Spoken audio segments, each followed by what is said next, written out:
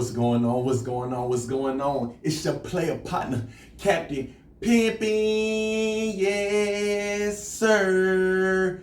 Back with another episode of Crunk Lit Fresh. You already know what time it is, baby. You know what I'm saying? Clock in time. You feel me? So, yeah. Y'all see it.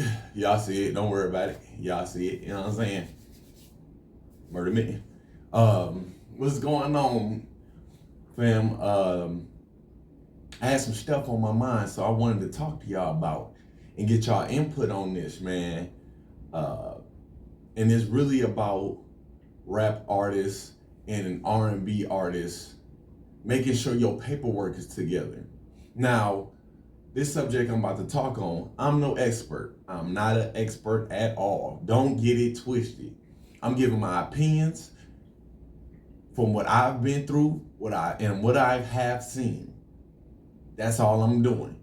So you can take this and educate yourself, or not take it and don't do nothing with it.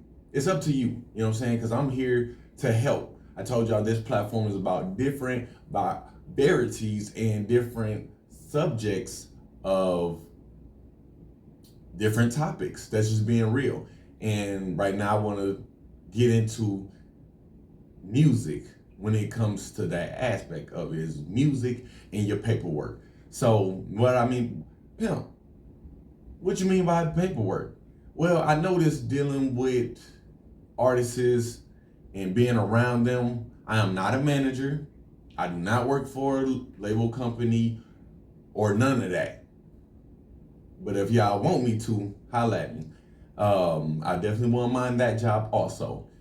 Recruiting and everything. But on another serious note, man, y'all gotta get this paperwork together. I don't know how y'all go in the studio, and I'm talking about rappers and singers. So don't think that I'm just talking about rappers, because I've had them on my show and everything, podcast, whatever you want to call it. You have to have that paperwork together. Paperwork meaning royalty checks. There's 3 companies that is big in the music industry: ASCAP, SESAC, BMI. Them the biggest 3. If you know more, drop them below in the comment. These are the 3 that I've heard about and dealt with one.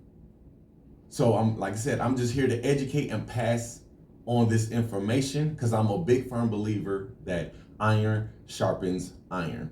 That's just me, and that's what it is. So, excuse me. So, y'all have to get this paperwork together. You go into these clubs, you want the front end, you want the back end, but not understanding the long-term money.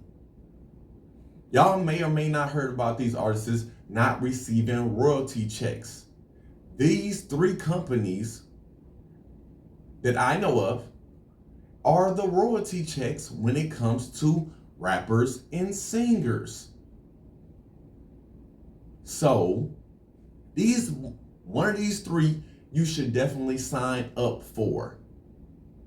You need to educate yourself. Nobody gave me this information. When I was with them Crucial Boys, we didn't have this information. We just making music. People could have just stole our stuff. The group did what we did. I did a song. I knew that I needed to get my paperwork together, because I didn't want nobody copywriting, stealing all my stuff either. So I got with BMI. So I only know that much. I got with them. I filled out my proper paperwork. I didn't know if royalty checks was real or not. I just knew the information that I read, that I'm like, okay, I might be taking a chance, because nobody showed me this. I educated myself on this. Then I heard, SESAC and ASCAP is in Atlanta, and they give you the representatives and everything. That's what I heard. So you can go check that out yourself. I'm just here to educate. This is really for you. This is for you episode. You know, we got For You page. This is For You episode for the people that doesn't understand or know anything about royalty checks. You need to make sure all your information is yours and not the labels and not your distribution deal people. That it says your actual first, middle, last name, or first, last name, date of birth, social security number, all that stuff. Because I'm gonna be honest with you, I like, man, I don't know about this. Even after I did my research, I'm like, I don't know about this. I feel like a scam. I ain't gonna hold you. You know what I'm saying? So it's just like anybody when you're going into something new, they're like, even if you got all the information and all your ducks lined up in a row, it's still gonna be a little bit iffy. It is what it is. I'd like to say, I just don't understand how y'all artists, you go out here and perform and worry about the now money, but you don't worry about the 20 years from money. Because these royalty checks, when these songs is getting played, if you don't know. That's why I'm trying to educate you in my way, in my opinion way, of what you should do in this situation.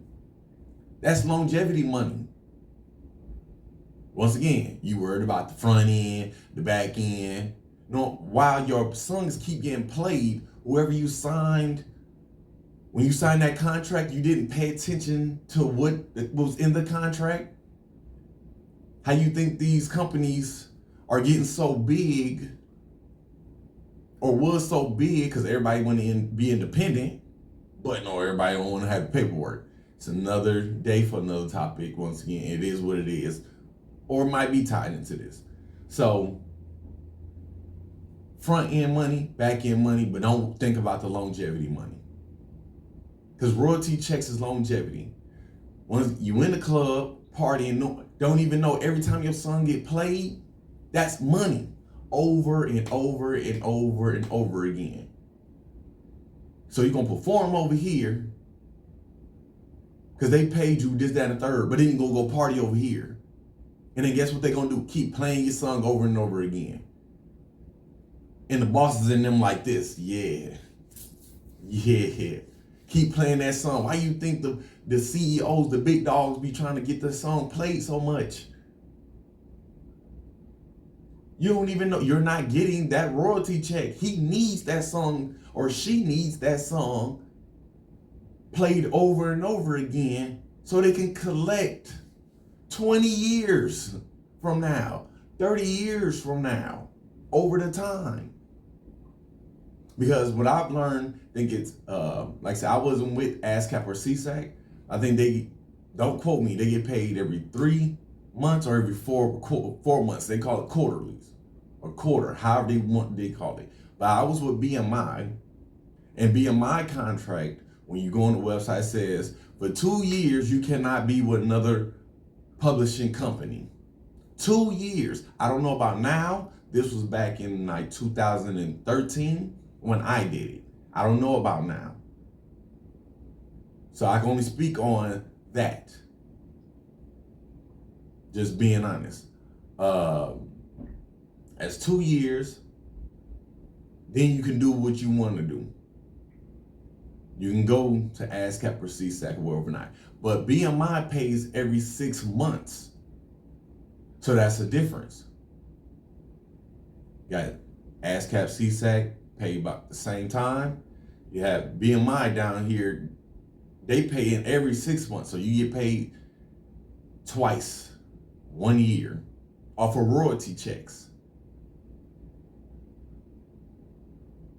It's at your discretion, however you want to do it.